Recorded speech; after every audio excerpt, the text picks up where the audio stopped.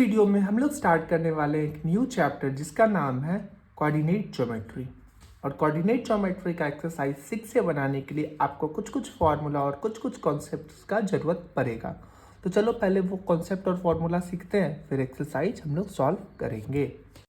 Chapter का नाम ही बोल रहा है कोऑर्डिनेट ज्योमेट्री, मतलब कि ये अगर मान लो ये एक ग्राफ है, ग्राफ पेपर में जैसे हम लोग ग्राफ बनाते हैं तो ये वाई एक्सिस हो जाता है, ये वाई डैश हो जाता है, ये एक्स एक्सिस हो जाता है और ये एक्स डैश हो जाता है। मतलब इधर एक्स का सारा नेगेटिव और इधर वाई का सारा नेगेटिव।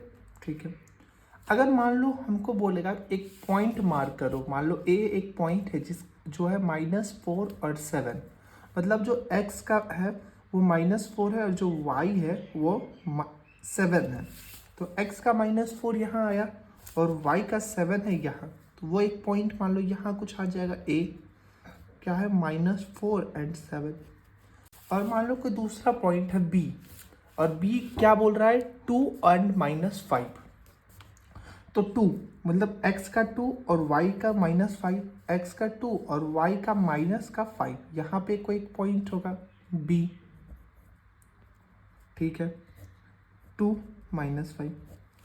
अब क्वेश्चन क्या पूछेगा ना आपसे कि ये जो a है पॉइंट और ये जो b है पॉइंट, इस दोनों के बीच में टोटल डिस्टेंस कितना है। यही हो जाएगा डिस्टेंस फॉर्मूला, और यही है आपका चैप्टर नंबर 1। सबसे पहले पूछेगा डिस्टेंस कितना है, तो हम लोग को डिस्टेंस निकालने के लिए एक फॉर्मूला होता है कि a और b के बीच में। तो उसके लिए हम लोग क्या करेंगे, रूट अंडर x2 - x1 का whole square plus y2 - y1 का होल का स्क्वायर।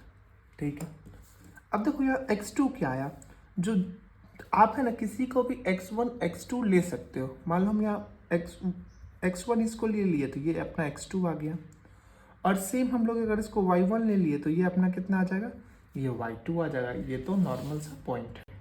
ठीक है, अब देखो इसको सॉल्व कर लो। कैसे सॉल्व करना है, हम लोग x2 लिए किसको, 2 को, तो 2 माइनस x1 क्या है अपना -4 पे होल का स्क्वायर दे दो, प्लस y2 है, y2 अपना कितना है -5 माइनस 7 का होल का square equals to 2 minus minus plus 4 का होल का स्क्वायर प्लस -5 - 7 -12 का होल का स्क्वायर रूट अंडर 4 + 2 कितना हो जाएगा 6 का होल का स्क्वायर प्लस 12 -12 का होल स्क्वायर, तो ये कितना हो जाएगा 144। 12 जब 144 होता है, ये पता है अपने को। अब रूट अंडर 6 का स्क्वायर कितना होता है 36 + 144। और इसको हम लोग यहाँ सॉल्व कर ले रहे हैं कि अगर इस दोनों को सॉल्व करेंगे, रूट अंडर 36 और रूट अंडर 144, तो जो आंसर आएगा वो आ जाएगा 180। अब रूट 180 आया तो इसको कर लो प्राइम फैक्टराइज। तो प्राइम फैक्टराइज करेंगे तो आएगा क्या 3 × 2, देखो हमको पता है 36 × 5 होता है 180, 36 है तो 6 × 6 होगा, तो 3 × 2 = 6 × 3 × 2 = 6 × 5। ऐसे आप बिना प्राइम फैक्टराइज भी किए कर सकते हो फंड में। और अगर आपको लगता है कि आप नहीं कर सकते हो तो आप प्राइम फैक्टराइज कर लो और एग्जाम में एक बार श्योर हो जाना कि हम जो बनाए हैं वो सही है। अब देखो इसमें से कोई एक पेयर को बाहर निकालो, तो 3 × 2 = 6 बाहर निकला, ये अंदर ही रह जाएगा और ये खत्म हो गया, और ये अंदर रह जाएगा √5। और इसका जो आता है वो आता है यूनिट्स में। तो जो a और b के बीच में जो डिस्टेंस है वो कितना है, a और b के बीच में डिस्टेंस है 6√5 यूनिट्स का। एक तो आप डिस्टेंस फॉर्मूला सीख गए। अब देखो एक और चीज, ये जो पॉइंट होता है ना जहाँ पे 0 होता है, ये इधर और इधर, इसको हम लोग बोलते हैं ओरिजिन। क्या बोलते हैं इसको, ओरिजिन। ठीक, अब क्वेश्चन में कभी कभी दे सकता है कि ये एक पॉइंट है ए से है ना ओरिजिन का डिस्टेंस कितना होगा। तो उसके लिए हम लोग क्या फॉर्मूला यूज करते हैं, रूट अंडर x का square plus root under y का स्क्वायर, ये फॉर्मूला यूज करते हैं। अगर कभी भी आपको पूछेगा कोई भी एक पॉइंट है और उसका ओरिजिन से डिस्टेंस कितना है, तो ये वाला फॉर्मूला हम लोग यूज करेंगे। ठीक, अब देखो तीसरा कॉन्सेप्ट क्या है इसमें, एक ये दूसरा था ओरिजिन और पहला था डिस्टेंस फॉर्मूला। तीसरा चीज क्या पूछ रहा है, इक्वी डिस्टेंस क्या होता है। इक्वी डिस्टेंस, देखो इक्वी डिस्टेंस क्या होता है, मतलब ए एक पॉइंट है, x1 है, y1 है, और b भी एक पॉइंट है मान लो, तो इसका भी होगा x2 और y2।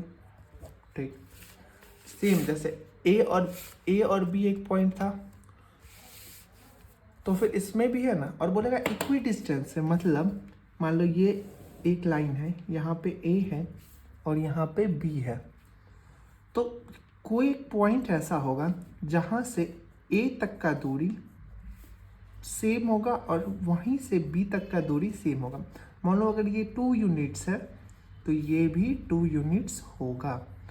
तो पूछेगा ये पॉइंट कितना पे है, वो उसका कोऑर्डिनेट पूछ सकता है हमसे कि अगर इसका इतना दूर है और इसका इतना दूर है तो वो पॉइंट कहाँ पे है, या फिर दोनों के बीच में दूरी कितना है, डिस्टेंस कितना है, ये पूछ सकता है।